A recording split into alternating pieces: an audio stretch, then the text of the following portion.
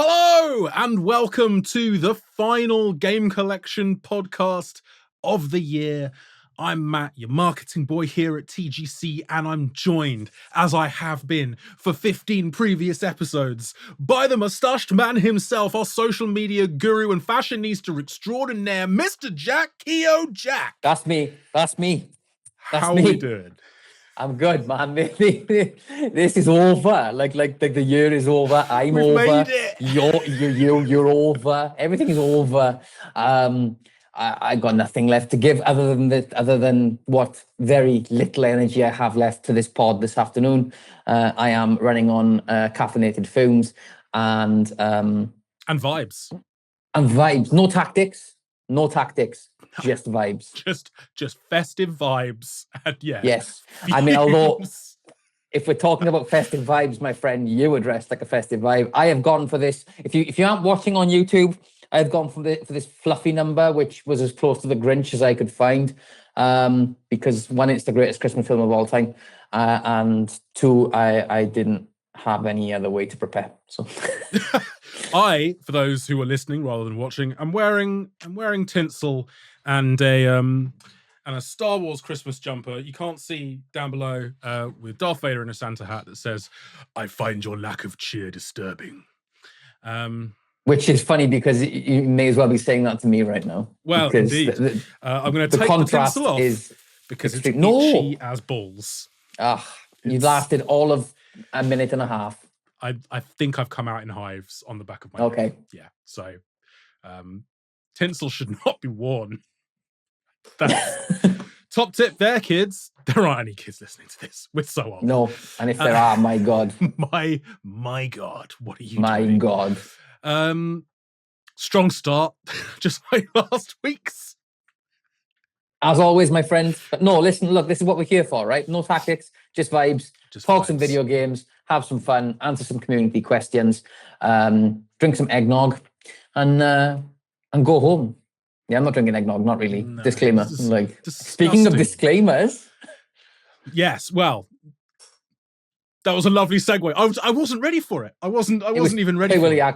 It was purely accidental. But yes, speaking of disclaimers, as we always like to do, actually, this one isn't even a disclaimer. It's just a Christmas song. Fantastic. We're in Christmas week. So yeah, it's just another festive banger from our house to yours.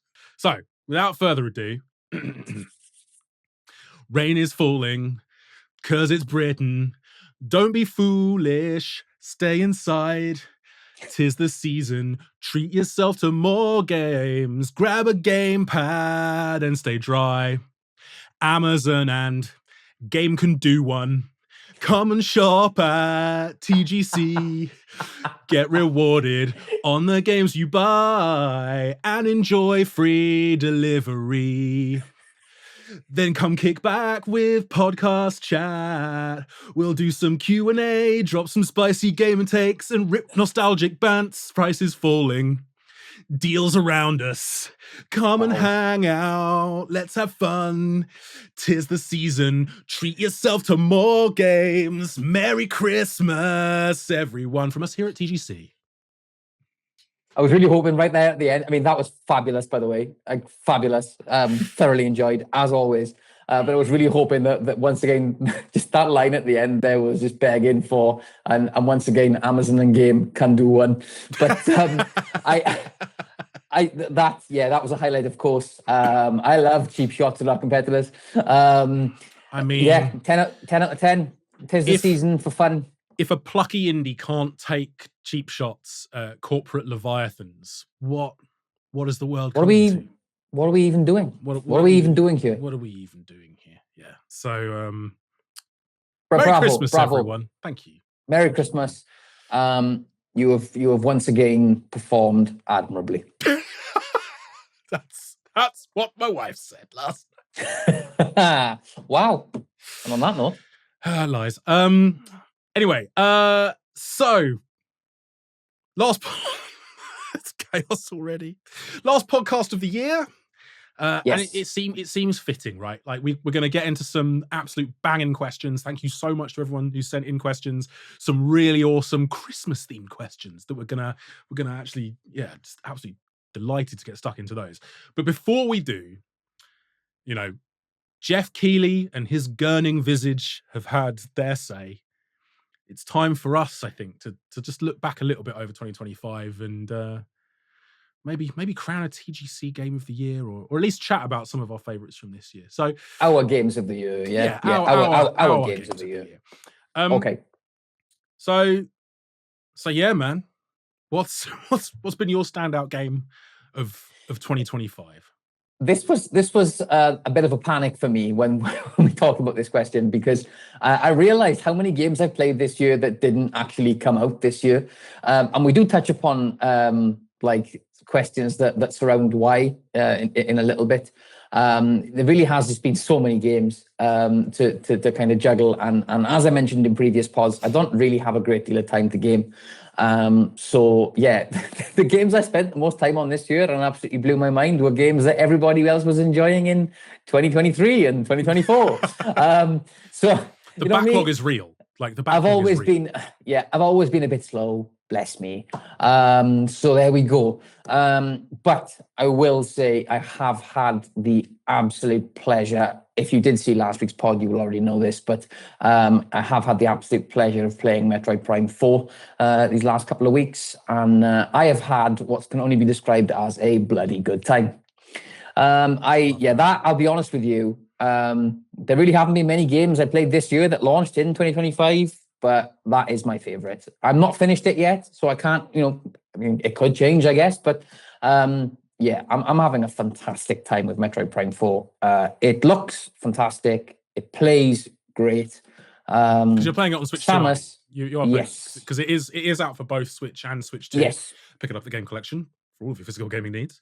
Darren, Giles, we're ticking boxes. We're doing it. Yeah, we're selling games. But yes, for me, it's a late entry, but it's my personal game of the year, Metroid Prime 4 Beyond. I love that. So Mohammed Salah, which different spelling to the Egyptian king. Although, do you know what, that may just be a ruse to conceal the fact that the Liverpool legend does in fact buy his games a game collection. Mo Salah shots at TGC. But has asked over on Facebook, did Edge magazine totally lose their minds awarding Metroid Prime 4 a 4? And we debate. Oh, fair enough. End of. Yes. We debated it, didn't we? We debated it when the review scores came out, and they weren't bad scores, like low 80s. No. But Metroid has been a series that generally tickles the 90s.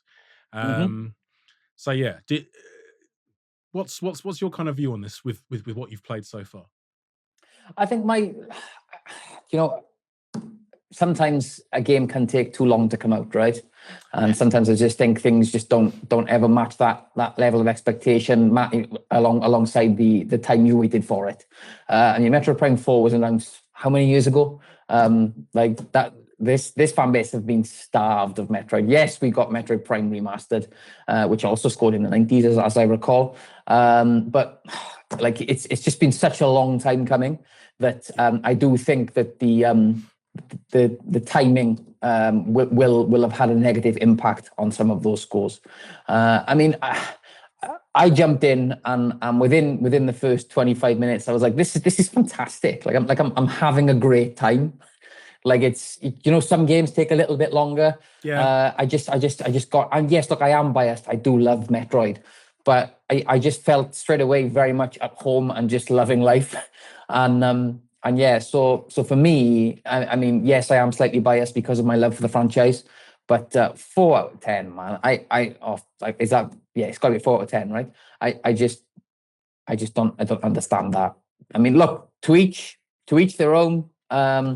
But for me, I mean, just playing what I've played so far, I'd give it like an 8.5 at least at the moment. And I'm only a few hours in. So, but I'm having a great time. I think that's it, isn't it? Like, and we talked about this on a previous episode. Really, really important to find critics, not just publications or websites, but like individual critics or content creators, you know, the barrier is increased, the lines are increasingly blurred, right? Like who you vibe with, whose opinions you may not necessarily agree with, but you definitely respect, and you can understand. You like the way that they analyze things or they look at things, and yeah, 4 out of 4, man. Like that's nah. That is a low blow. And to be honest, like I'm excited to hear a Metroid fan as passionate as you tell me it's good, because like that's all I want. I literally just want Metroid Prime 4. It doesn't need to reinvent the wheel. It doesn't need to be like, it just needs to be a continuation of everything that I've loved about the previous three games in the series. That'll be lovely. Thanks. Cheers.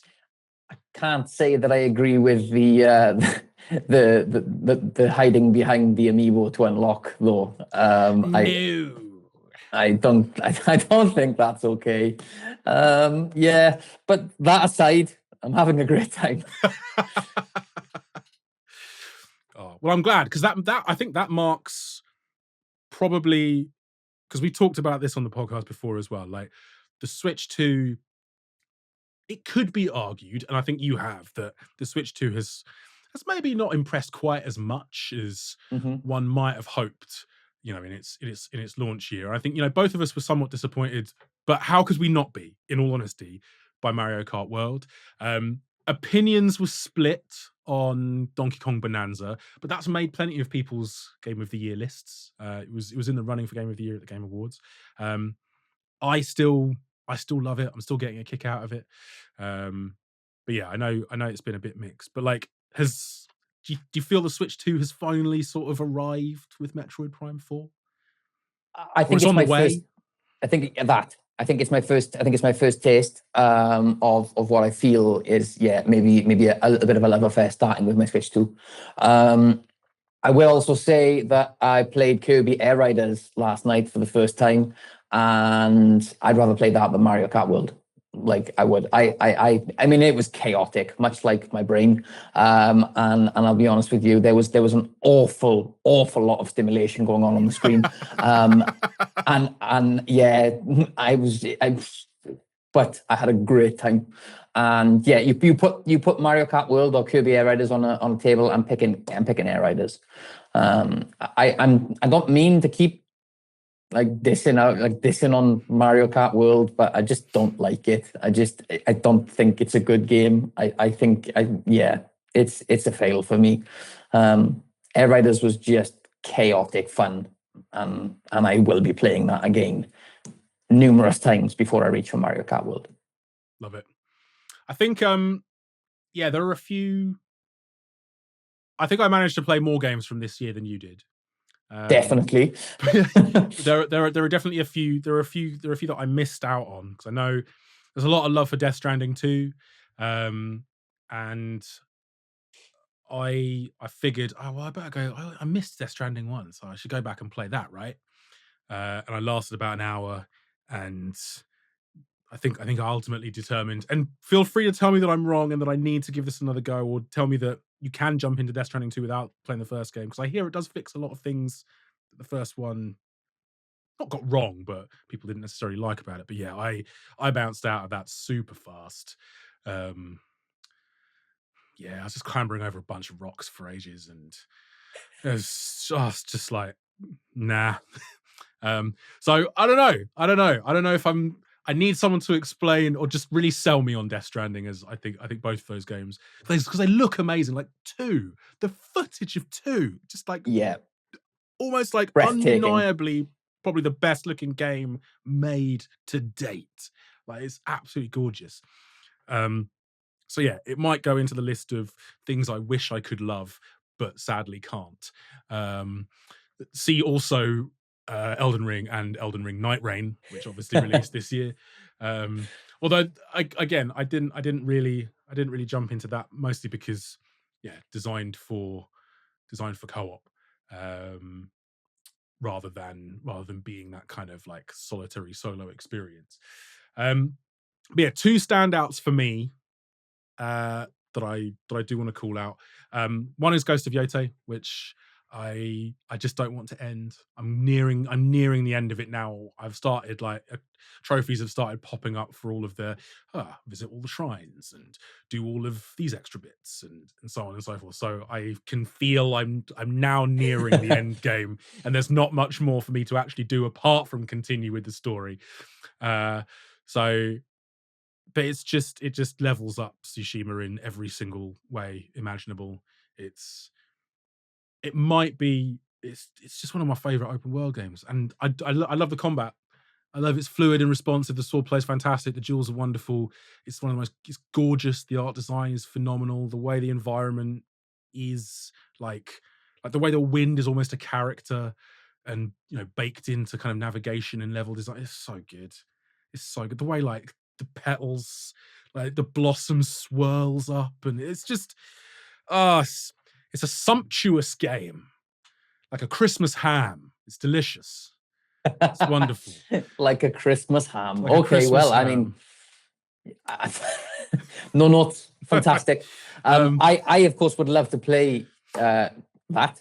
My copy arrived, but is sadly damaged, it seems, because it will not install. So my Yote experience will have to wait. It will be worth it.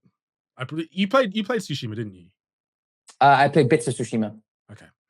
Did you And enjoy I mean, very little bits. I mean, what I played, but it was one of those where, when you just start 2 or 3 games at once, which historically has never, ever, ever gone well for me. So why I thought that was a great idea, I don't know. It's now more than ever, this brain can literally handle 1 game at a time, and it's got to be something that could completely gets hooked into me. And then that's all I think about. Again, questions that we can touch more upon about that coming up. But yeah, I was very much excited based off your reviews that you were saying to me daily, Yote man, mind blown, and I'm like, okay, yeah, I'm down for that, and it seems my PS5 is not down for that. So, do you know what? Such is life. It's one of those games that it's not particularly surprising in any way, shape, or form, right? It doesn't break new ground.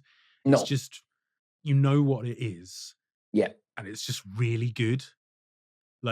It's just in many ways, it's just your I don't want to say bog standard 9 out of 10 because that sounds too dismissive, but it's I know what I'm getting with a 9 out of 10 Sony first party PlayStation game.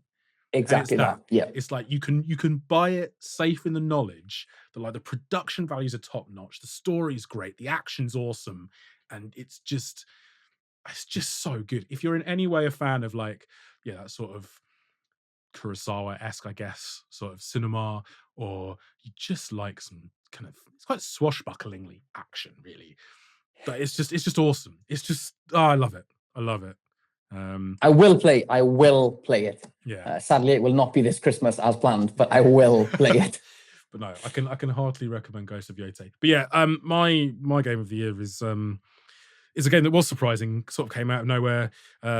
Me and millions of others and the Game Awards and everyone appears to have just lavished praise on it. It's Clair Obscur Expedition 33. I'm not actually going to talk about that much, except to say, generational game. I think in the same way, not the generation game. Not the generation game. Got you. Okay, just wanted to be clear on that. There's no Brucey in it. Shame. Sadly, right? Not French enough, didn't make the cut. But it's genuinely exceptional, surprising. Really, really awesome game. People said turn-based games were dead. Final Fantasy has sort of run screaming into the night away from turn-based. But yeah, here comes Soundfall to basically prove it doesn't have to be this way, guys, and they just bring turn-based into the kicking and screaming into the 21st century with incredible French aplomb. It's wonderful. Yes, just wonderful.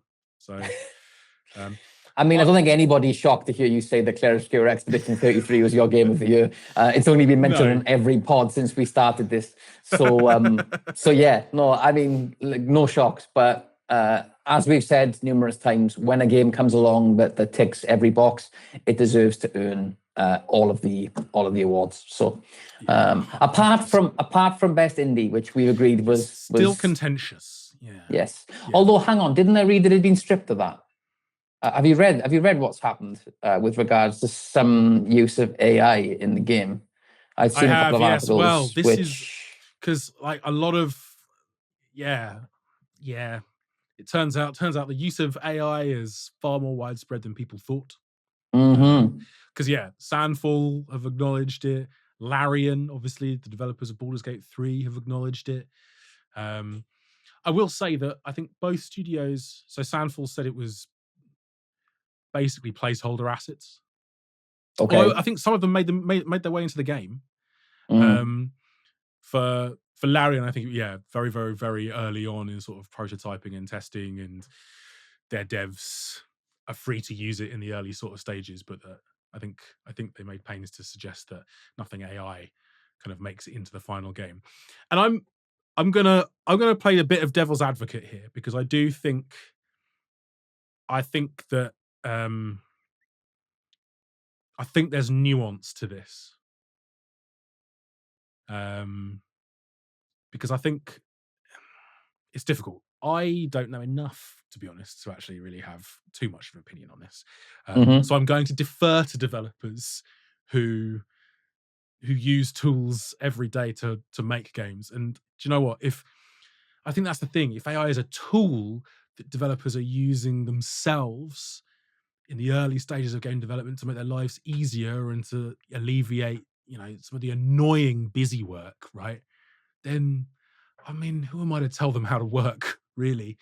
But I mean, I think what we all worry about is AI eventually replacing human effort, and AI eventually replacing jobs. And what we don't want to see is, I guess, that sort of catch-all AI slop make its way into video games, because it is happening, and it is worrying. And there will come a time eventually where we can't tell the difference. It's already happening in music to a certain extent, right? Like, you're seeing tracks get created and fake tunes and artists long past resurrected through strange machine mechanisms. But like, I don't know, man. I think I mean, if it's a tool that developers can use to sort of help assist, then maybe that's fine. But you just don't want to see you don't want to see AI replacing genuine creatives. I think that's the kicker. Agreed. Yes. Let's not damage the pod too much with AI talk. I think, I think the other thing is that we like it's likely rife everywhere, right? Like, I think the incorporation of these tools is going to be like the uptake has been enormously rapid in the last year or so. And so I think you'd be hard pressed to find particularly larger ones, larger studios that aren't incorporating AI in some respects to a certain degree. But let us know what you think, collectors. Please do. Be interesting to hear your takes. But like, for me, it's still Expedition 33.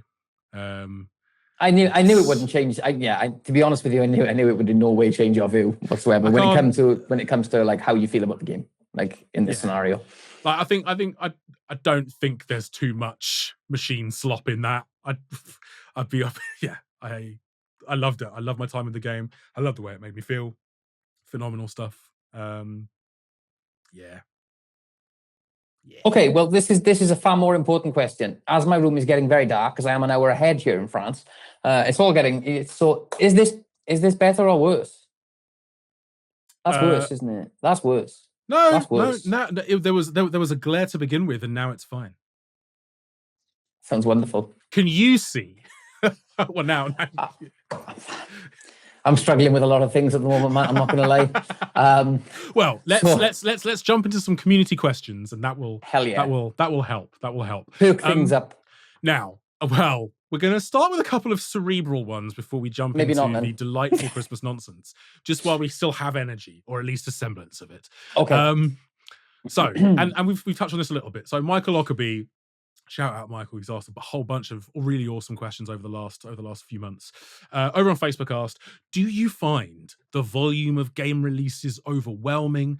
I feel it's becoming a bit like Netflix, where I have so much to play that I either end up becoming obsessed with one game or spend ages choosing what to play and running out of time to actually play it.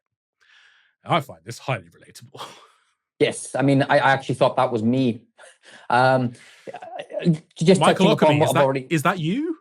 it may well be. I mean, it would. I mean, let's be honest. I am known to respond to my own comments on Facebook posts. So I've got to get that engagement going, Matt. Got to get that engagement going. Hey, you'll have no qualms from me. What I'm paid to do.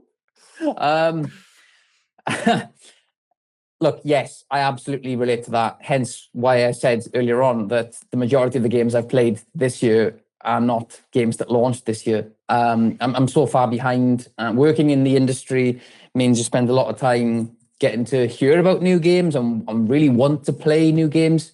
But there's so many. There's been so many fantastic releases in the last just few years alone.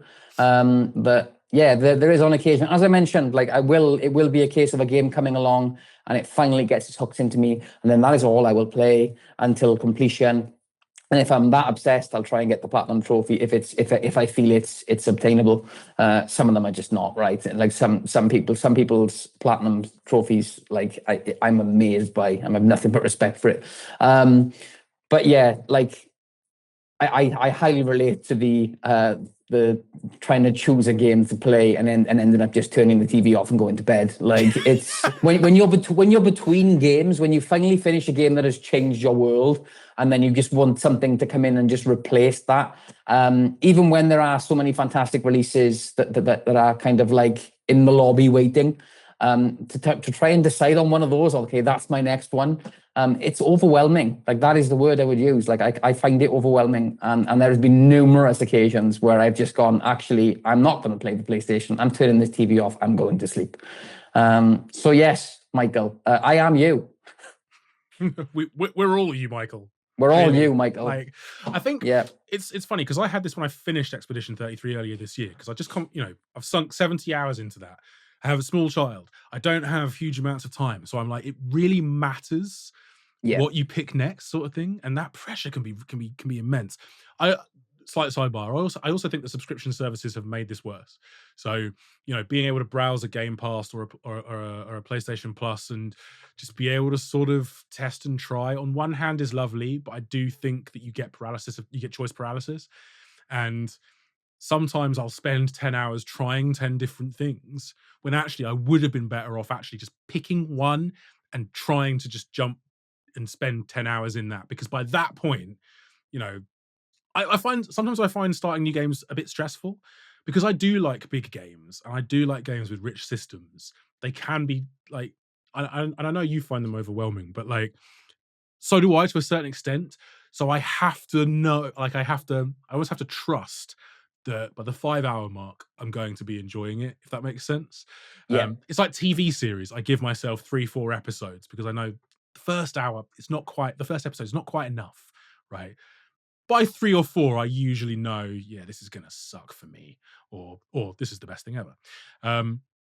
What was I trying to say here? Basically, yeah, I came out of Expedition 33 and I looked at Blueprints, which, a smaller indie game that, again, massively high scores, really, really awesome reviews. It's a puzzle game, one that's really cerebral. It almost, you've always got to get a notebook out and remember things from previous things. So wonderfully built, really intricate, fantastically designed. And I did not have the bandwidth for it at all. And I still haven't found that sort of enough time to be able to sink myself into a puzzle game like that. And I kind of noped my way back out of that. I went off to play Far Cry 6, which, not a brilliant game, but it's that sort of comfort food of, I know exactly what I'm getting here, and I'm getting great gunplay, amazing gunplay. I'm getting Giancarlo Esposito as a villain, incredible, and an open world that I don't have to think too hard about.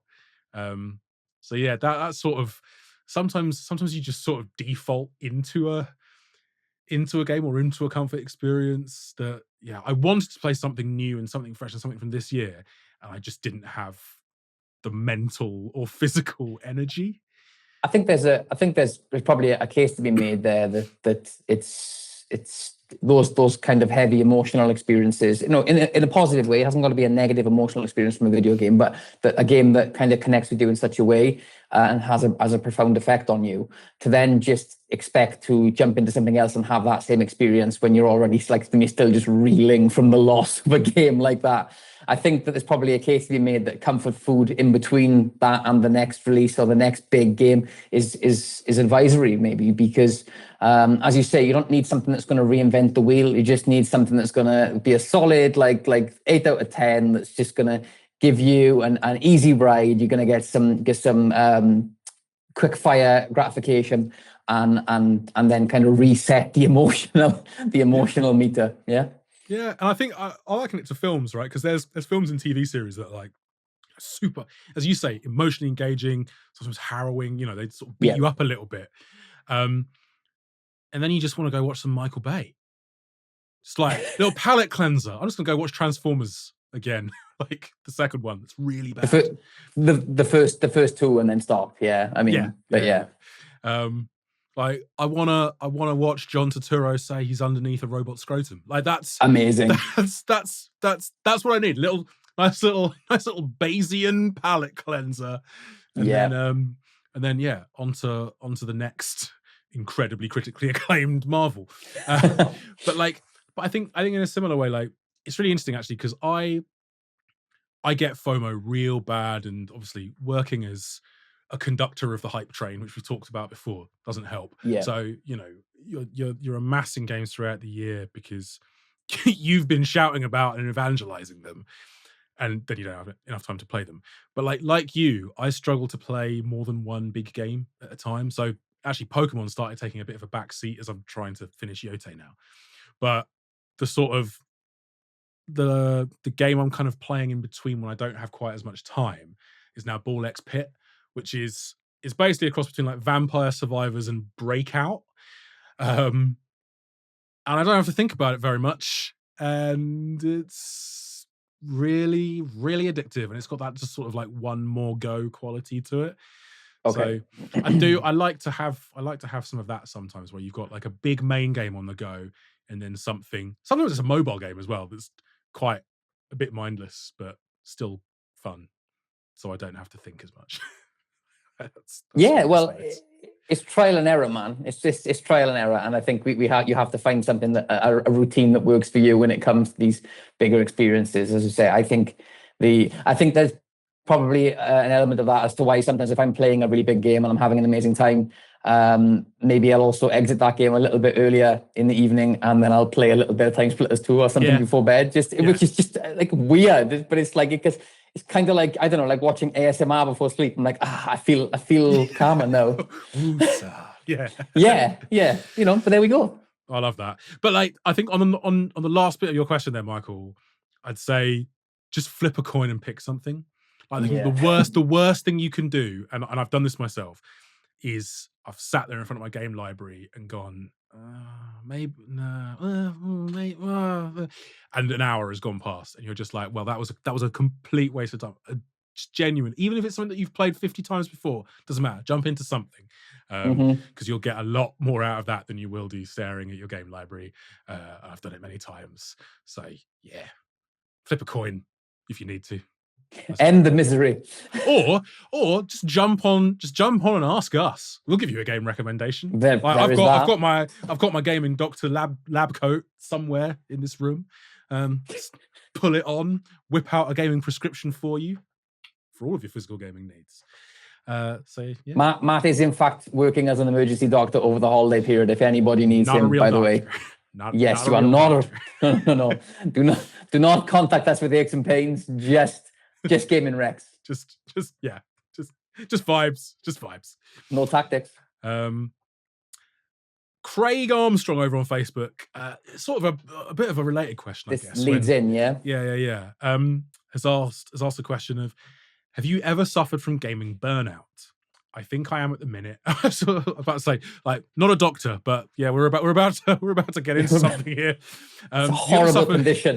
Have you ever suffered from gaming burnout? I think I am at the minute, and I don't know how to get over it. Any advice would be great. I mean, yes, I have. I have suffered from gaming burnout, and that usually comes after something, as we've just talked about, after something very profound for me. And to be honest with you, what I find works best in those scenarios is I often take a break from gaming and I consume another form of media, whether that's a film or a TV show. Probably a TV show. I'm like myself and my partner here. We do watch a lot of TV shows together. So that I find is a nice way to medicate gaming burnout. I kind of get a little bit hooked. To be honest with you, I consume it in the same obsessive way, but healthy or not. But I do find that once I've kind of had that other fix in another area from another form of media, I can go back to gaming and that passion reignites. I think sometimes it is better to, rather than try to force the issue, to just take a little break. And you come back and things just feel, they flow better, right? Yeah, I couldn't agree more. The flow. The flow. Touch some grass. There is that. It's going outside though, isn't it? I know, and that goes against the song that I did at the start. Like it's not safe out there. There's a giant ball of like cancer-breathing fire in the sky that just wants to stay dry. Like stay dry, stay safe. But no, I think so.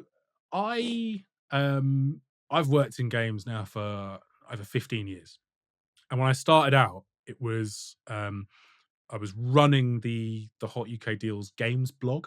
It's like 15 years ago now. It's actually how I met the G-Man. It's how I met our head of e-commerce, Giles. And so yeah, I was basically working as a games journalist, games critic, writing about games. Dream job, honestly. But unless you were a big site, what you needed to do when it came to review season was basically it's the internet rule, like first is best. You need to get there early, you need to rank, and so on and so forth. And because we weren't the biggest website, we typically get games far later than your IGNs, GameSpots, Eurogames, etc.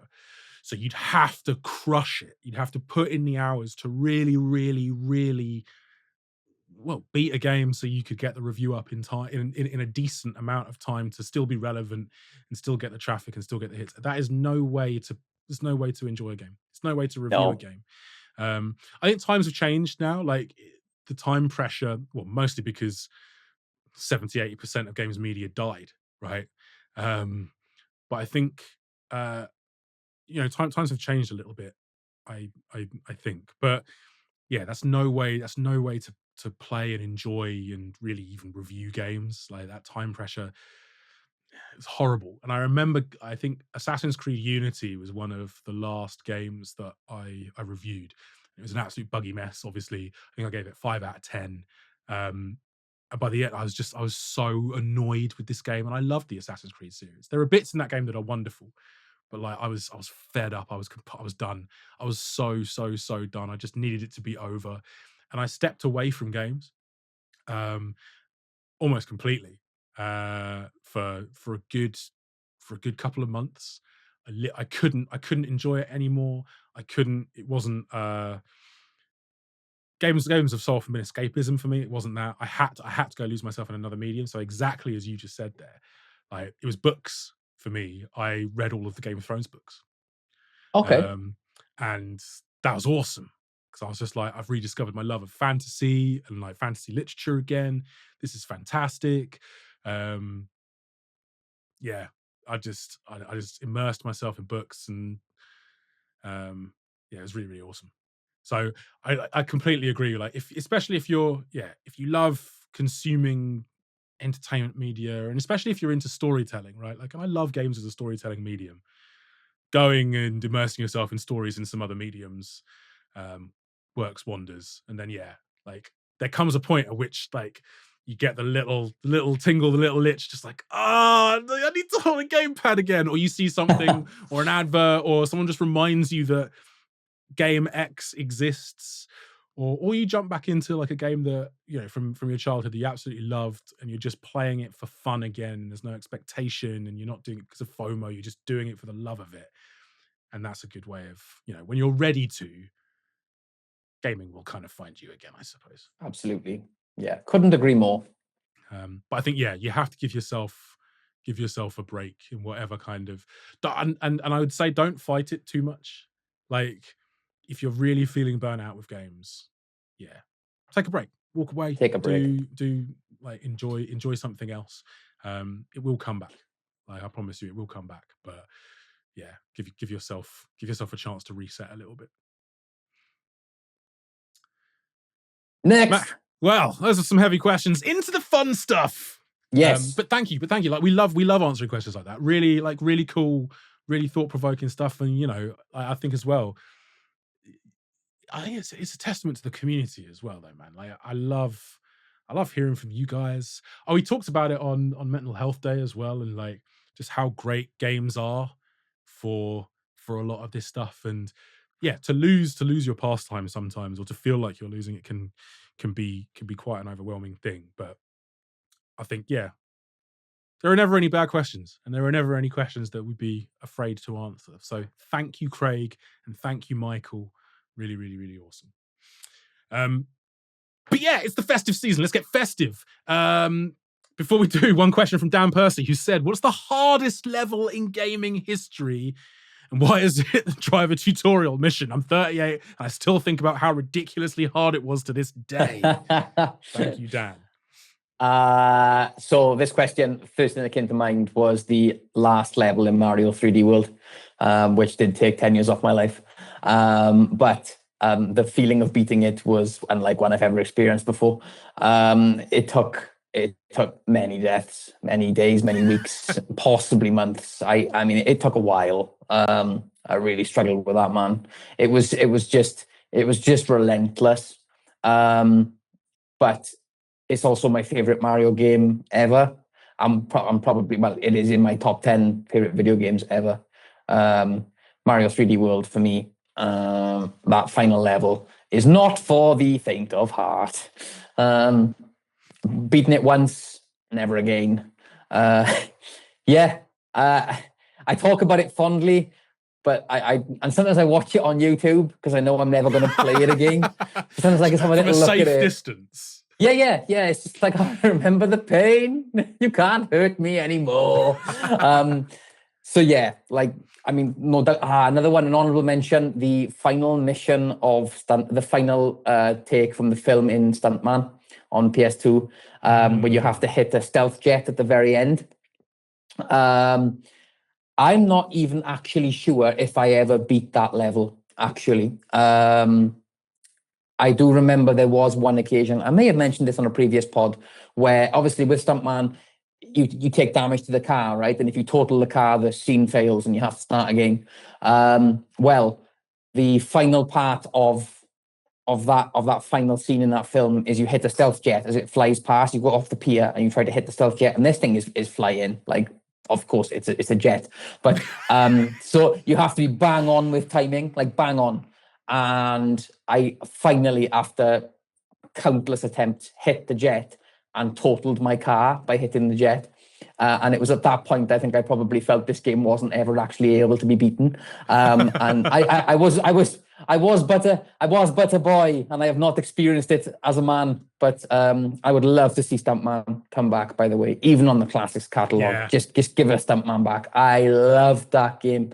Incredible premise for a game as well. It's like brilliant. Fantastic. Really, really Although awesome. I will say some of the scenes were so difficult that, you know, towards the end you had to like mute it, because if you had to listen to the director's voice like over and over and over again, you just wanted to find him and kill him and everybody that he held dear. So yeah, I'm still sticking with Mario 3D World's final level, but an honorable mention to the last scene in Stuntman. How about you? The water temple is up there from Ocarina of Time. It's just so long. It's so long. Down with water levels. I stand by that. It's so long, and it's a bit repetitive, and it's got one of my favorite fights in it. Like Dark Link is, I love it. We talked about this in the boss. Yeah. the boss battles episode. But yeah, well, it's not my favorite part of Ocarina of Time. Similarly, I mentioned Zelda. Oh, I might as well mention Halo. Cortana from Halo 3 is just flood nightmare. Like, they're so bullet spongy. It's just a bit of a slog. You got the bit where, like, all the bits where Gravemind starts talking to you and you just slow down to a right trudge, and it's an absolute pain in the ass. It's a pain in the ass on Legendary. But truthfully, it's a pain whatever difficulty level you're playing it through. It's not great. It's not. I don't really enjoy taking the flood on in. Yeah, any of the flood based levels, to be honest, are a bit rubbish. Well, they're just certainly not as good as some of the other stuff in the Halo series. But shout out actually to Guitar Hero and Through the Fire and Flames. Through the Fire and Flames, which I think was Guitar Hero 2, and then the boss battle with the devil in Guitar Hero 3 on Expert. Devil Went Down to Georgia. That was intense. I remember doing Through the Fire and the Flames, and it took me months and months and months. And you know, sometimes you just sort of, when you're so locked in on something, and you almost sort of black out. And I just sort of, and the world just sort of came back, swam back into view, and I'm just like, just blinking, and there's a 4-star screen in front of me. I'm just like, I did it. What? Reaching out. Did I? Is this real? Are you real? Are you real? Are you, like, checking your pulse? Like, have I died? Like, what's? Yeah, I think I definitely stopped breathing at some point. Because you left your body, like, and you look down, and there's just this bushy head guy shredding in his bedroom, shredding like a maniac on a tiny like fake plastic Gibson Explorer. Amazing. Like, yeah, just yeah, good stuff. Bring back plastic guitars, man. When you beat that grind, though, you know, when you've just been on something for so long that you feel it's, and you know you're getting closer. And you feel yourself getting closer, and it's just like my time is coming.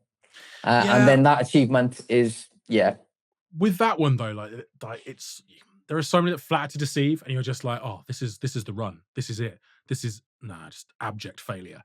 And then suddenly out of nowhere, something just clicks, and you're just, oh no, I'm in the zone. Oh no, I've passed out. Oh, I've done it. What? Is this real? Did I dream this? Pinch yourself kind of moment. Like, yeah. Video games, man. Video games. I've definitely had that in Astrobot as well, actually. On the last level? Yeah. I mean, that was tough. But the only part I found tough for that last Astrobot level was the bit like right at the end, when for some reason I just kept messing up when the rocket things are firing at you, and you have to jump in like the different layers, like there were different gaps. I can't quite recall, but that part was the part where I almost always got to and then messed up. Yeah. But it's like what you said about that out of body experience, because like there are some runs on games that you do, and you can feel you're fighting your muscles and some stuff, and then and then the one that works will be this sort of like Zen thing where everything is kind of happening in slow motion. You're like, am I still in my body, or am I now astrally projecting? And it's just like, you're looking down on like this hairy gremlin just shredding. Amazing. Wow. Beautiful. Let's get into some Christmas questions. Right. So D Rush has gone, what is the best snow/winter themed level section in any video game, and why? While the opening to Metal Gear Solid and Footprints in the Shadow Moses snow is iconic, the Lundqvist base, this will delight you, /subpen levels in Mission Impossible is my personal pixelated favorite. Christmas 1999 was so good. Yes, it was, David. Shout out D-Rush for that Mission Impossible mention. Yes. Outstanding. Like, what a game, man. I mean, you look at it now and it's like, wow, that has not aged well. But still, like, just a fantastic time. Like, a fantastic time was had by all. What a time to be alive. He was. I mean, what a time to be alive. Yeah. For me, it's probably no surprise to anybody when you talk about a snow level that Siberia from Time Splitters 2 was the first thing that just swam the top of my mind. It's for me, it's one of my favorite levels in any game ever. It's just so much fun to play. Yeah. I just find the whole process of it cathartic. Especially when you play it on the harder difficulty and like you take out the sniper right at the top early, you're taking out all the cameras, you're going around, you blow up the satellite dish, you do things in the order that your brain just knows, man. But it's something so calming about it. Time Splitters to Siberia, I adore that level, and nothing comes close.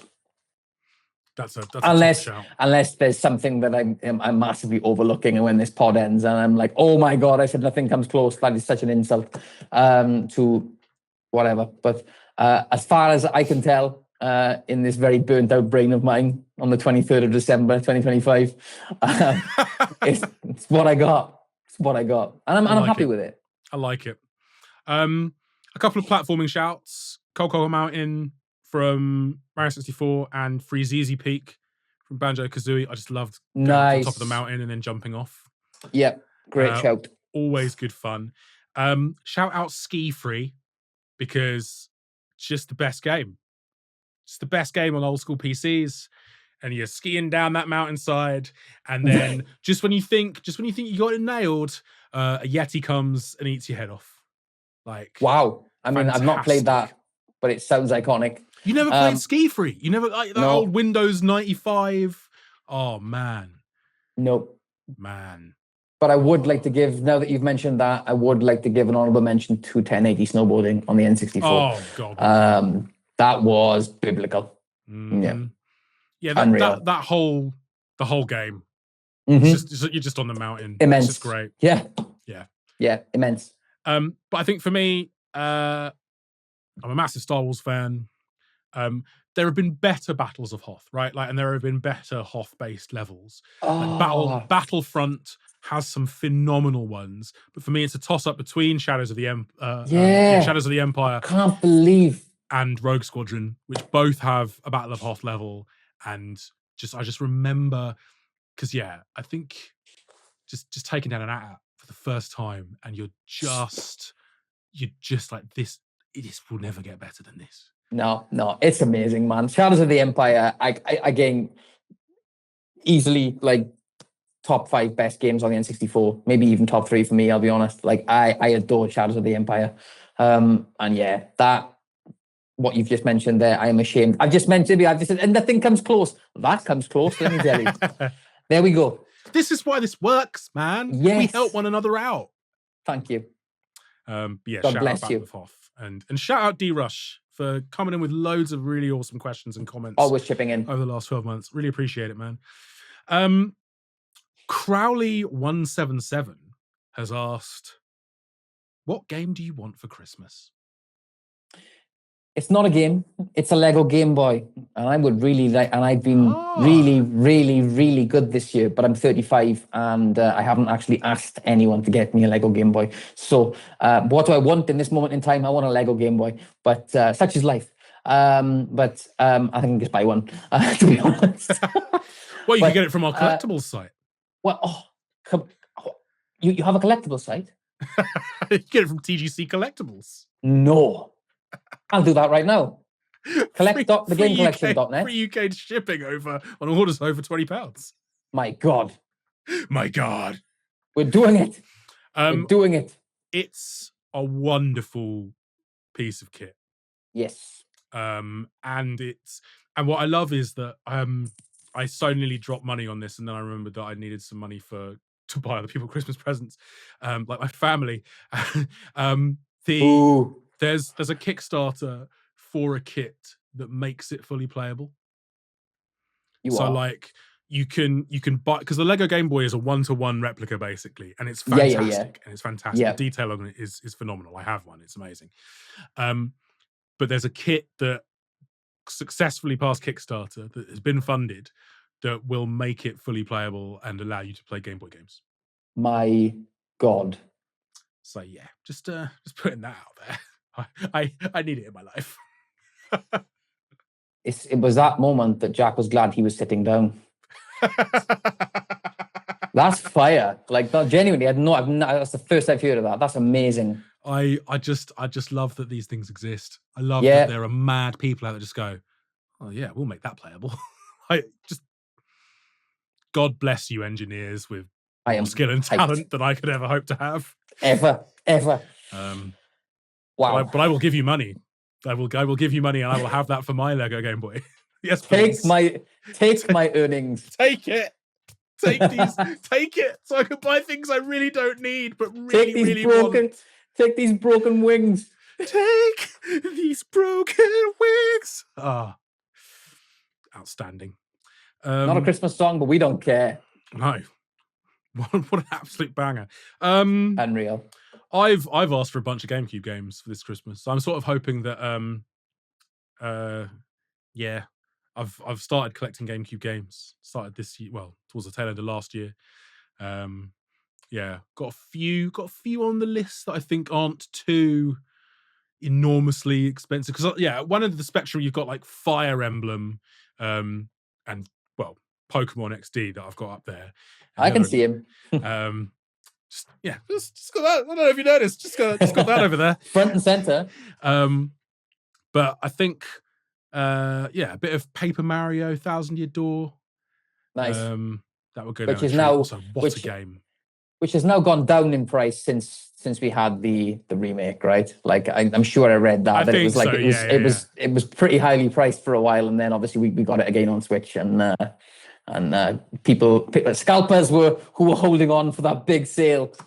We heard the cries on the horizon. Yeah, so I'm hoping I don't have to sell a kidney to get it now, or Ali doesn't have to sell a kidney to get it for me for Christmas now. Just part of your lung. Yeah, just only just a smidge.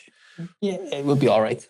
I also realize I actually don't have Mario Kart Double Dash yet, so that needs to happen very, very quickly. Do you have Die Hard Vendetta? Yes, I do.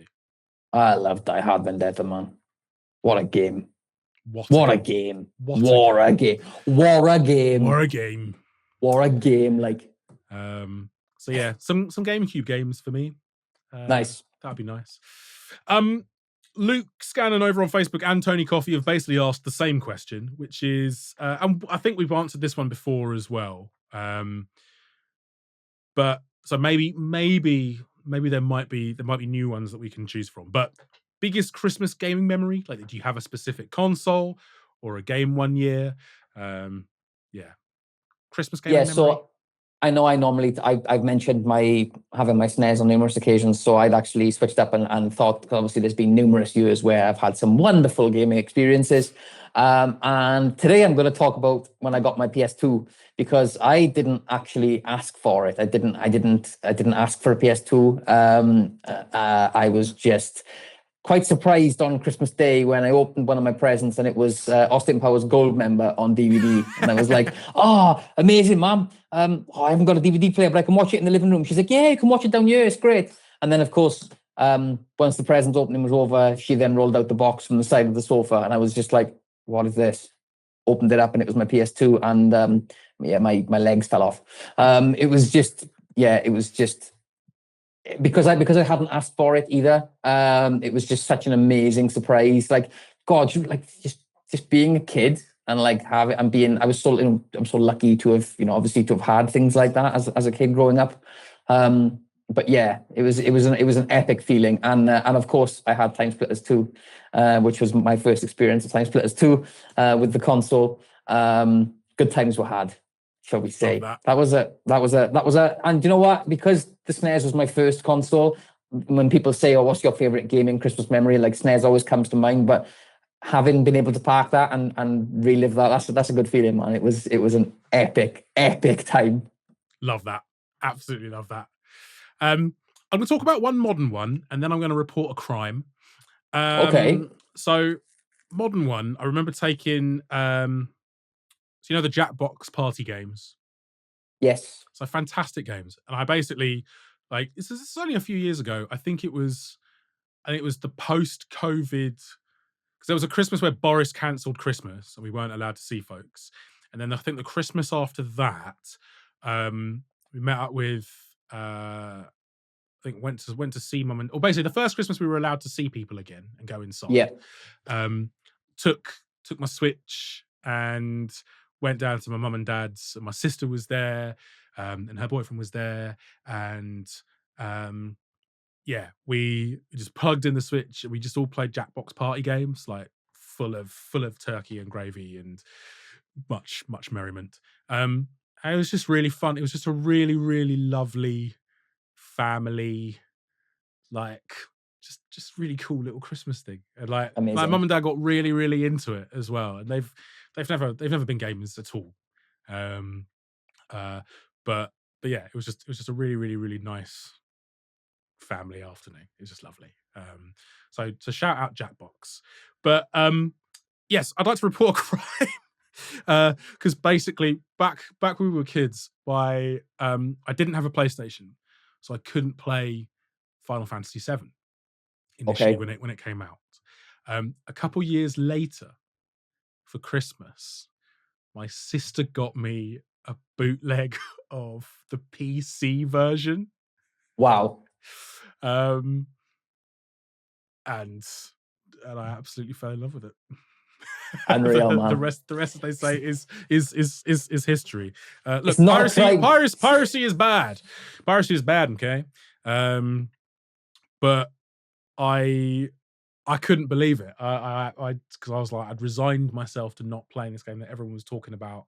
I really desperately wanted to play. And then my sister comes up trumps with some just gold eBaying or whatever it was. Yeah, magnificent. Sister came through with the goods, man. That's fire. She did. She really did. So yeah. One's a lovely family occasion, and one's some light theft. One's morally confusing, but there was a really, really nice story in there. Both heartwarming. Yes. I think. So yeah. Dorky Swimmer has asked many questions, but we've chosen this one. Is there a game that you'll play around Christmas that has since become a tradition to play, like replay, potentially multiple years? So there's not is the answer to this, but I do watch Die Hard where I can around this time of year because, for obvious reasons, people may disagree, but I think Die Hard's a fantastic Christmas movie. But I'll tell you what I would do is I would play the living hell out of it if it was put onto the PlayStation Classics catalog. Give me that Die Hard trilogy. Do the right thing. Down with licensing. Forget about the legalities of it all. Just give us what we want. Yeah. So yeah. That's the moral of this podcast. Yes. Watch Die Hard, and if you can't watch it, play it if you've got it on the PlayStation 1, and if you haven't, like me, then please just put it on the PlayStation Classics catalog. Oh, I think I know what I'm getting you for Christmas next year now. Maybe your birthday. I mean, hey, big spender. Okay. Well, no, I saw it. There's like you can pick up a PS1 for well cheap these days. Get you a PS1 and Die Hard trilogy.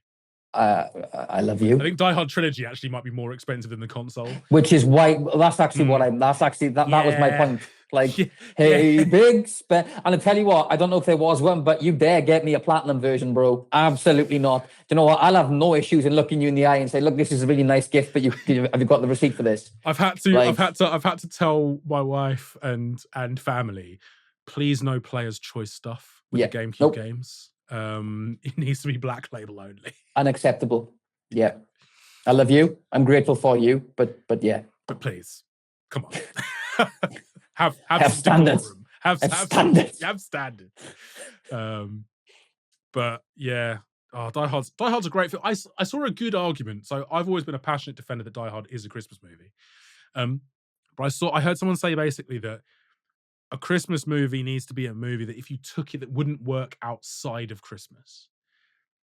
And you could argue that Die Hard would still be an incredible movie if you removed it from its Christmas setting. Like if it happened when like most Christmas parties were supposed to happen, or like any other office party, you could have an office, you could have the Nakatomi anniversary party. The opening, yeah, I get that. But I say that actually, Like, it does. No. This person was wrong, because shutting down the power on Christmas Eve, the whole point is that that's not something that can be done lightly. Yeah. That's a Christmas film. Yeah. Sorry, internet guy, you're wrong. It is the best Christmas film. It is the best Christmas film. I thought it was interesting, but no, you're just wrong. What's he say? What's he doing in the helicopter? Might have to bleep this out, but when he's like, just like Saigon, eh, Slick? He's like, I was in junior high, dickhead.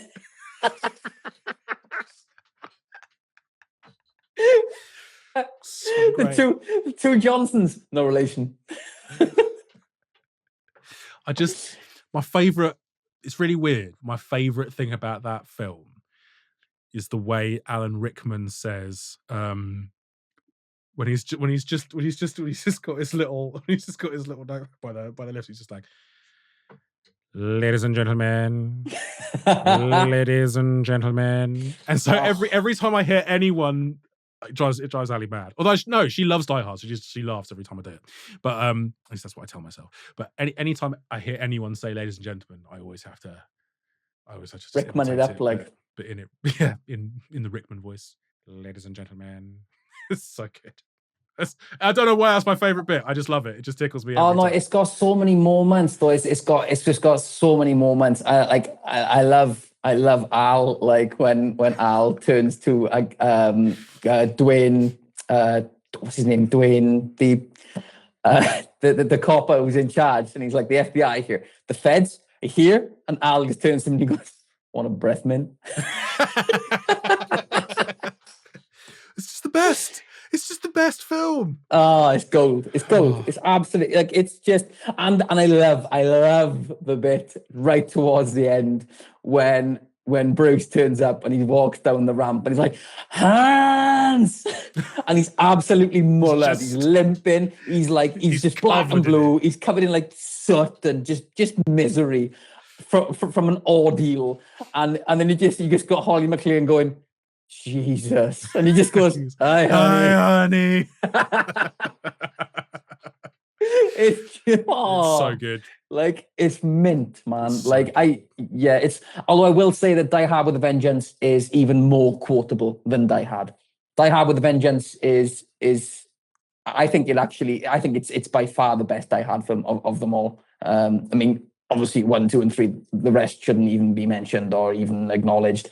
But like, of those first 3, I think Vengeance clears the other 2 comfortably. Oh, God. I will watch Die Hard 4, but only because I'll basically watch anything with Timothy Olyphant in it. That's fair. But John McClane literally wrestles a jet. Like, he wrestles a jet in midair like it's an anime special. And doesn't he say, and then he gets asked about it, and he's like, "I ran out of bullets." He's like, "Did you just take out that?" That's when he fires a truck into a helicopter, I think. Yeah, and he's like, "Did you just take out that chopper with the truck?" Because he ran out of bullets. Yeah. My man, it's Bruce and what? Yeah. But Timothy Olyphant, The Crazies, what a great film. Great film. That's and The Girl Next Door. And The Girl Next Door. He's great in everything. He was even watchable in Hitman. Like, and there are no good Hitman films. But he's watchable in it. Is good in Hitman. Yeah. This is diverted away from planned recording, but hey. What was the question? Yeah, right. Christmas that you'll play around game? No. game that you'll play around Christmas. We're nearly at the end. I promise. So close. I promise. I usually replay Portal on this time of year, because you can finish it. You can finish it in a few hours. And I love. A year is usually enough time for me to have forgotten the level layout enough for it to be interesting. Okay. But they're perfect. They're like, Portal 1 is basically a perfect game. Portal 2 is like a 9.9. The only reason Portal 2 is a 9.9 is just because it wasn't first, really. Like, so it's not quite as unique, but like, they are spectacular games, and I love them. So yeah, and then like Knights of the Old Republic, if I've got time, which I don't have these days, but for a while, what is that? For a while, that would be my sort of Christmas comfort, like in between Christmas and New Year. Even whatever new games I got, I'd still go back and play those. So yeah, usually Usually 1, sometimes 2 as well. But yes, thank you, Dorky Swimmer. A couple to see us out. So, very quick one here from Vinla. Favorite I can't word. Favorite Christmas dessert? Profiteroles, easy, hands down. Next question. That's banging. I was worried that they wouldn't. I was worried that profiteroles wouldn't count as being Christmas dessert, because I will happily, I'll happily eat those balls all year round. I don't care. Yeah, no, absolutely. But like for me, if I'm thinking about what am I having for dessert, I'm thinking about like what gets offered at like my house with family. Profiteroles. Like I choose that. Like keep your Christmas pudding. You can light something else on fire. I don't care. Light it up. I no interest. I don't want anything that you hide cutlery in. No, I'm out. Like there's no need for that. No, I'm down with this sort of thing. No. So Christmas cake is rubbish. Like fruit cake's awful. Chocolate log, Yuletide log. Now, to be fair, I love a Yuletide log. It's basically just death by chocolate, but in what a way to go. And like it's got a special place in my heart, because like it's like me and my sister would always like make the icing, and then like mum would always like get a giant Swiss roll, nearly swore there, giant Swiss roll, like, and like arrange it, and then we'd make the icing so we could eat half of it before it went on. And we'd sort of like slaver it on and, do all the, make it look like a tree. And then inevitably only have one slice, because it's like triple chocolate and ridiculously rich. And then, you just like... It's a big ask, isn't it? It's a big ask. It's a big ask. Whereas profiteroles are perfect, because, however many you eat is the perfect amount, and you don't waste any, because then it just goes back into the fridge and you just have more later on. Do it the next day or later on. Yeah. See? I have. To be fair, that's the only right answer, and I have them downstairs ready for Christmas Day. My man. Yeah. Like, not going to bother with the chocolate log, but I've got a literal mini mountain of profiteroles sat in my fridge.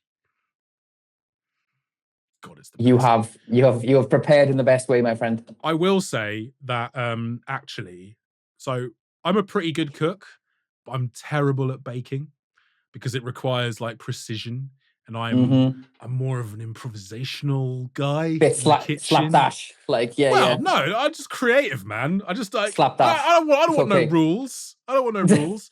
But the exception to this is gingerbread. I make incredible gingerbread, and like any excuse. So I'm gonna make some gingerbread cookies tomorrow. I was gonna say you can't just drop that on me though. You do have to like let me sample that at some point. I can't just take your word literally for it in France.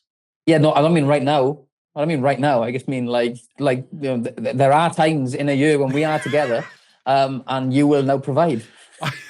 I will do some baking the next time you're over and whisk a Tupperware across to Wales. I can't wait to see everybody in the office feel like you're coming in with the things like, I baked these for you, Jack. Like you're looking at each other like, no, we do just love each other.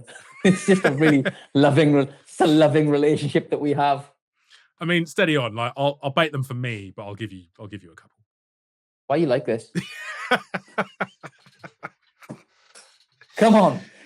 We've got one question left. Profiteroles, hit us up in the comments, collectors, with your favourite Christmas dessert. Let's have it. Chris Kinnamont over on Facebook has asked, and this is possibly the most important question of this podcast, to bring us home: what video game character would make the best Santa? I think Kratos would be amazing, because he could say he could say, "You've been a good boy this year." I mean, nobody's making the naughty list twice, because you're not gonna get on the wrong side of him. Just slice you in half. So no. I think Kratos was the obvious choice. He's a big lump, but slap a white beard on him instead. Man could be festive, I reckon. But for me, as well, actually, to be fair, with his ability to traverse the 9 realms as well, he's also got the kind of time distance bending capabilities to deliver everything in one night. Exactly. Yep. You know what I mean? There's logic to it as well, for sure. But I think Leon Kennedy needs a mention, because as a human, man just justify this. Man just gets it done. Man, just get stuff done. Like I'm Like- justified. I haven't got like literally what doesn't Leon Kennedy get done? Raccoon City, easy. Yeah, nothing's Where did he go in stopping him Resi from 4? delivering those presents. Spain went all European. Got real messy. Got out there, no problem at all. Easy, no messing. And although I will say that if he does get killed in Requiem, I will burn down the house. But I choose to. I mean, like logically, I think Kratos, especially with his ability to traverse the realms, would be a fantastic Santa Claus. I mean, you would have to like give him a bit of festive cheer. Man has not been happy for some time, but you know, maybe you could get him to cheer up for the occasion. Yeah. So like, yeah. I mean, he could definitely rock the look with like minimal effort. 100%. Like he might just need to stuff a couple of like pillows up his suit, but then so do most supermarket Santas, right? You could even have Atreus as a little elf. Do you know what I mean? Like it just works. It just works. Like, you know. I like that. Yeah. Yeah. Definitely good. I mean, Freya could be Mrs. Claus. I don't think she'd take too kindly to that, to be honest. No, but she's been more chill, right? I mean, like in Ragnarok, she gets a bit more chill. Like, I you know, credit where it's due. She calms down. She does. Yeah, no, Kratos is a great shout. I've got Sam Porter Bridges on my list, despite not really having played Death Stranding, because he's literally a delivery man. He always delivers. He always delivers, and I think Norman Reedus could probably at least bad Santa it up, if not like full Santa it up. Yeah, I mean, if Billy Bob Thornton wasn't available for Bad Santa, Norman Reedus would have absolutely owned that role. Exactly, right? Yeah. I think that'd be fine. I think Mario would make quite a good Santa, to be fair. He's got the pipes, right? Yeah. You know what I mean?